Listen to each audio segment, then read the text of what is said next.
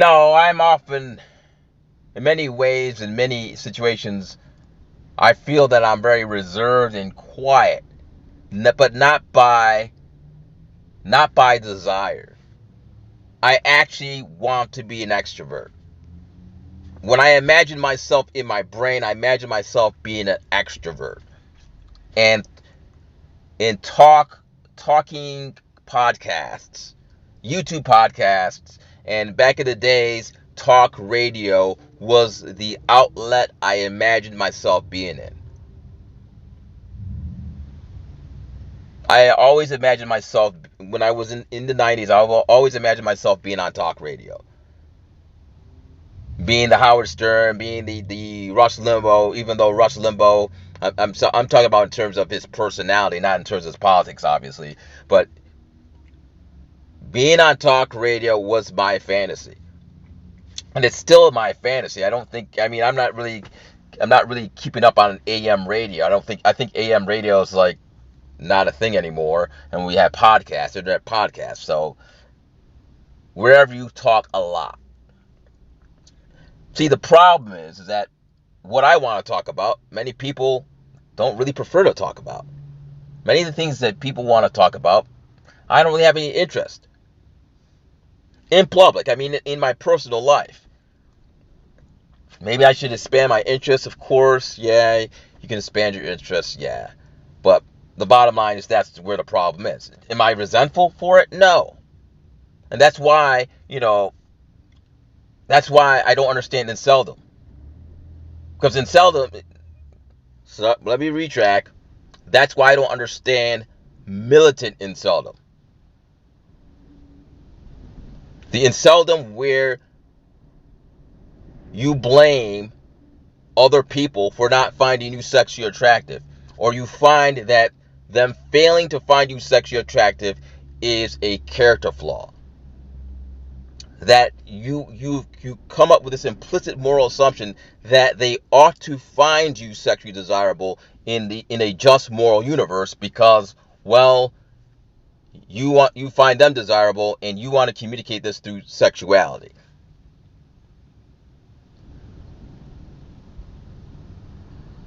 See, as somebody who wants to be more extroverted, who wants people to listen to more of my ideas and more of what I talk about, and somebody who wants that, I can understand people not wanting to hear my ideas because there's a lot of things I'm not interested in. I'm not interested in all conversations.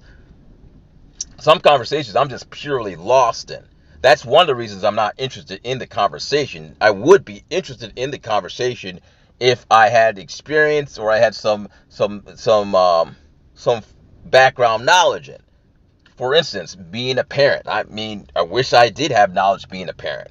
I have no knowledge being a parent, so conversations about parenting, um, I'm kind of lost. I don't even have now. I don't even have any knowledge of being a caretaker. So even if you're a caretaker, you could contribute something to the conversation. If you especially if you caretake your own relatives or your own kin, your own family. For instance, if you're an aunt, if you're a babysitter. So again, all those conversations, I would love to have these conversations or would love to contribute to these conversations, but I don't have any I don't have any of that experience. So I could change my mind and say I'm interested in those conversations under the condition if I had knowledge or I had experience. So for me, again, being somebody that is practicing, introversion or being more reserved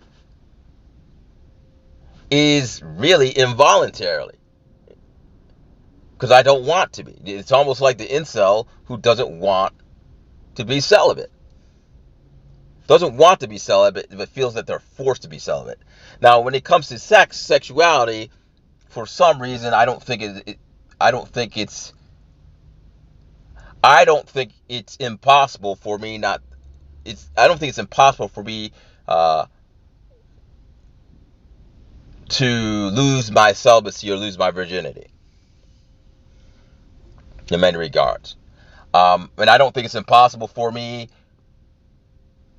not to be as reserved as I am. I think I can be far more extroverted. So in both cases, I think that I can be more extroverted sexually and socially non-sexually. I definitely think I can do that. I definitely think I can do that. Um, I just think it's just not my time. It's just not my circumstance. Now, many of you will be frustrated because, well, I'm almost 50 years old. So, you're like, man, that's a long time. That's a long, long, long time, especially for the sexual, um, the sexual shows in introversion. Because again, being sexually extroverted with somebody who doesn't want to reciprocate that extroversion can get you in trouble. Okay, if someone doesn't want to, is not reciprocating sexual desire to you, then I'm sorry, you can't have sex with them. But again, again, I still don't understand how a militant incel, not the majority of incels, but how some incels create this full moral injustice that women don't find them desirable. And the only argument they could come up with is that, well, they want to have sex with other women. You can't use a reproductive argument because you could be an incel and be completely impotent.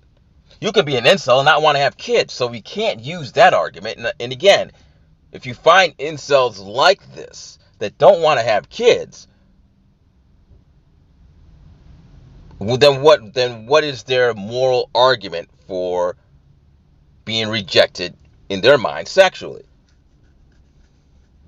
If you're going to argue that sex is a need, and you can't argue it from a reproductive level of preserving the human species, what other argument do you have?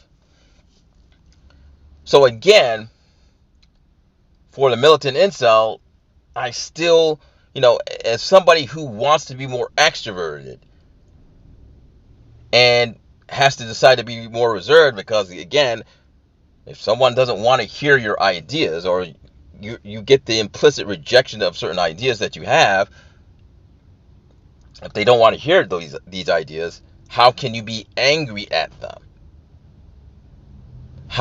So again, how do you apply this to sex? Can you be angry at somebody who doesn't find you desirable? How can you be mad at that person?